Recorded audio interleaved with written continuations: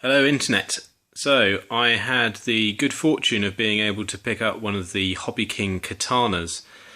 This is only appeared on the new item page literally about a week ago, and suddenly one appeared in the scratch and dent bin on Hobbyking in the UK warehouse. So I snapped it up and it arrived yesterday. And it seems to be all the rage to do these unboxing type videos, so I thought I'd get in on the act, because obviously it's a very new plane, and hopefully show people how it comes. Now, mine may be different, I guess, because as I say, mine came out of the scratch and dent section, so it may not be packaged exactly how yours will come.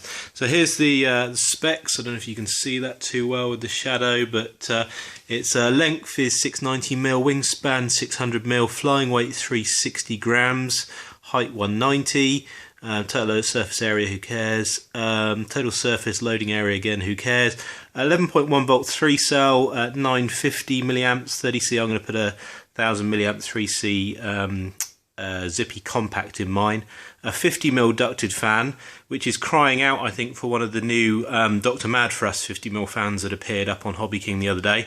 I'm going to try this as stock first and then maybe upgrade it to one of those afterwards. So that's it's a plain white box, and then, as I say, there's a little picture on the side that shows you what it looks like. So inside, it wasn't particularly packaged that well, but as I say, this one is a scratch and dent. I think it's, or assume it's the one they used for the daily video, I guess. I assume they did it in the UK.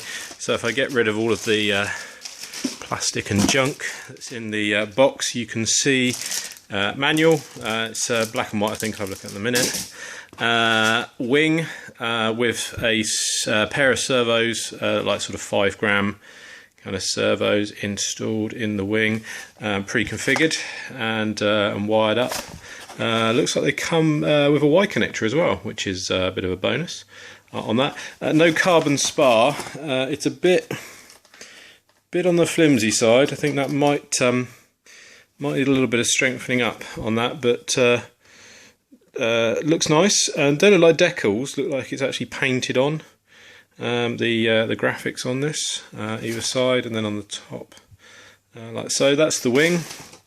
The actual main fuselage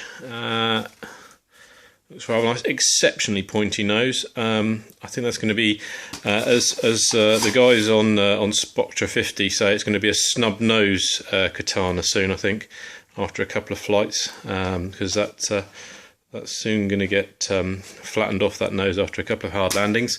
The ESC's already installed. Mine's not got any actual markings on it, and it's got a sticky pad there. I'm assuming it's supposed to stick up in the top there, but it needs a bit more glue because it's just fallen out. There's a little magnetic hatch here. I can pull it off. There's the 50mm EDF and motor. There are no markings on the motor. It looks like it's about a, I don't know, 22mm little outrunner on that. And again, it doesn't say on the ESC whether it's 3-cell, 4-cell, or how many amps. It probably says in the spec actually, but I haven't got that far and read it. The on the top, it has a magnetic hatch. Just pull it up, and then again we've got two servos. Bring it into the light so you can see it. Two servos there, which are again pre-installed. The wires for servos for the receiver, and then there's an XT60 pre-soldered here. I'm doing a very good job. This is my first unboxing video, so I'm sure if I do some more of these, they'll get better over time. An XT60 connector for your battery, so that just goes nicely under this magnetic hatch.